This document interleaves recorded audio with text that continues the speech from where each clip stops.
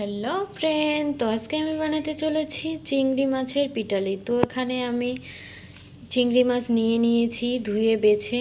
তো আমার পিটালি বানাতে কি কি উপকরণ লাগছে আমি দেখিয়ে দিচ্ছি।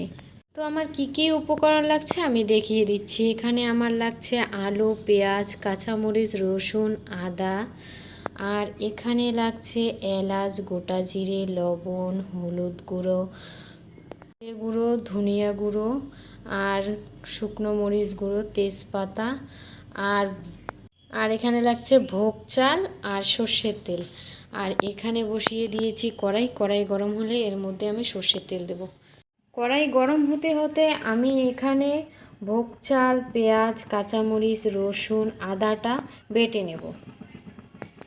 আমার কড়াই গরম হয়ে গেছে, এর মধ্যে এখন আমি সর্ষের তেল দেব। আলুটা ভেজে নেব। এর মধ্যে এখন অল্প একটু লবণ দেব, অল্প একটু হলুদ, আলু দিয়ে দেব।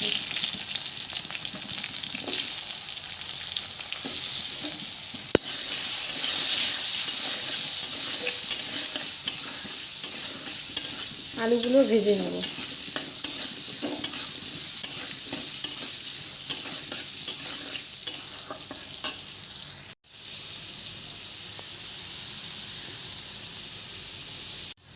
এখানে আমার আলু ভাজা হয়ে গেছে, এখন আমি নামিয়ে নেব।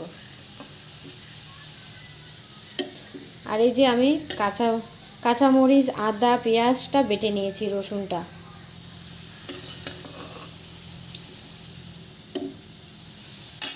এখন আমি এর মধ্যে লবণ দিয়ে দেবো।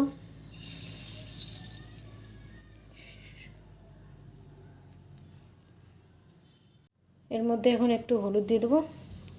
এখন চিংড়ি মাছটা আমি ভেজে নেব।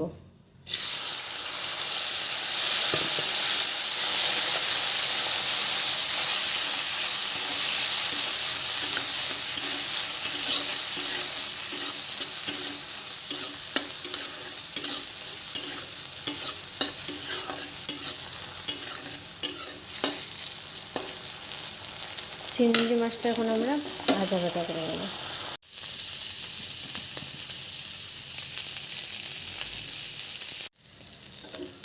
আমি এখানে লাল লাল করে ভেজে নিয়েছি চিংড়ি মাছটা। এখন এর মধ্যে আমি দিয়ে দেব আলু, ভাজা আলুটা।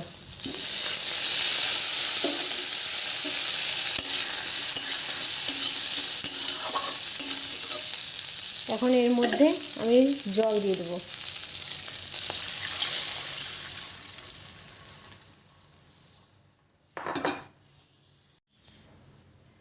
এখন আমি এর মধ্যে গুঁড়ো মশলাগুলো দিয়ে দেবো।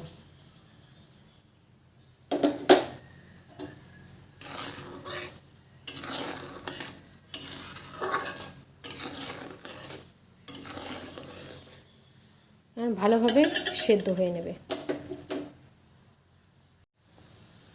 এখন আমি আদা বাটাটা, পেঁয়াজ বাটা আর কাঁচামরিচ বাটা, রসুন বাটা দিয়ে দেবো। তারপর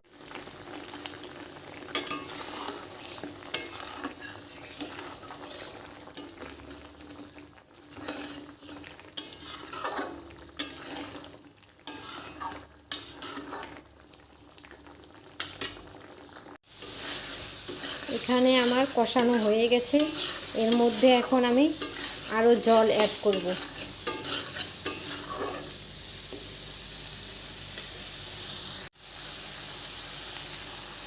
জল দিয়ে দেবো।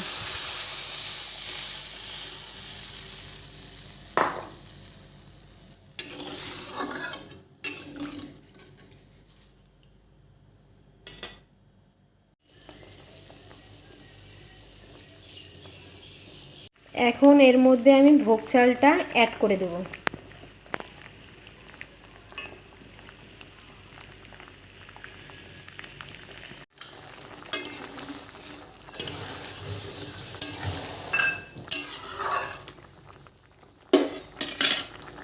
এখন আমি নামিয়ে নেব।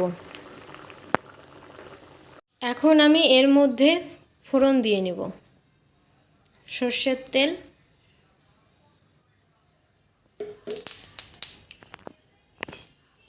তেজপাতা, পেঁয়াজ, রসুন থেতো করে নিয়েছি দিয়ে দেবো, আর গোটা জিরে।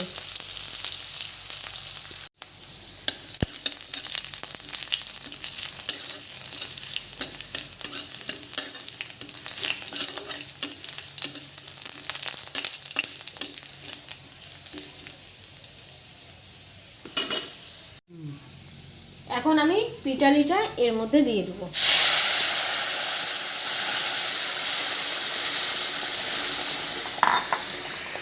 এখন আমি এলাচ দিয়ে দেবো।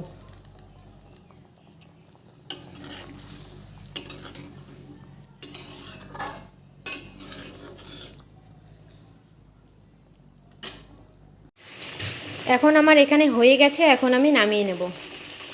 এই যে আমি নামিয়ে নিয়েছি পিটালির রেসিপি। আপনাদের রেসিপিটা কেমন লেগেছে অবশ্যই কমেন্ট করে জানাবেন, আর আমাকে সাপোর্ট করবেন এগিয়ে যাওয়ার জন্য। Thank you.